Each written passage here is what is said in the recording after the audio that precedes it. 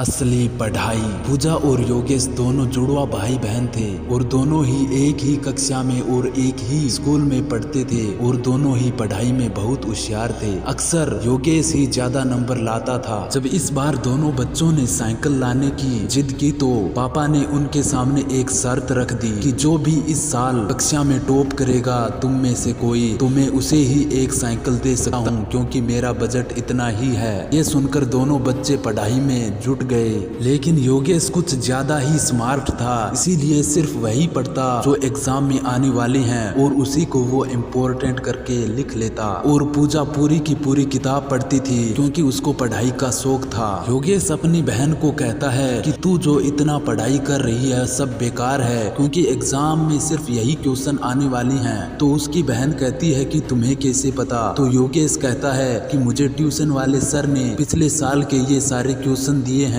हर साल इन्हीं में से प्रश्न आते हैं। तो उसकी बहन कहती है कि मुझे कोई शॉर्टकट नहीं लेना, मुझे पढ़ाई करने दे, डिस्टर्ब मत कर। दोनों भाई बहन ने अपने अपने तरीके से पढ़ाई की और उन्होंने अच्छे से एग्जाम दे दिया। और कुछ महीनों बाद जब रिजल्ट आया तो वही हुआ जो हमेशा होता आया। योगेश ने नंबर 1 स्थान लाया और पूजा सेकेंड आई। और शर्त के अनुसार उनके पिता ने उनको योगेश को एक साइकिल ला कर दे दी और साइकिल चलाने लगा योगेश। लेकिन उनकी मम्मी ने कहा कि ये साइकिल तुम दोनों की है, लेकिन योगेश कहाँ मानने वाला था, वह साइकिल लेके चंपत हो गया। दोनों भाई बहन का अच्छा रिजल्ट आने की वजह से शाम को वे पूरा परिवार होटल में बाहर खाना खाने गए। जब वे खाना खाकर बाहर निकले तो 3 लोग कैमरा और माइक लेकर उनके सामने आकर खड़े हो गए और कहने लगे कि हम G1 साइकिल का प्रमोशन कर रही हैं, जो भी बच्चे क्विज में फर्स्ट आएंगे उनको ये साइकिल और बैग और बोतल मिलेगी। माइक वाले आदमी ने उन दोनों बच्चों को एक क्विज पेपर दिया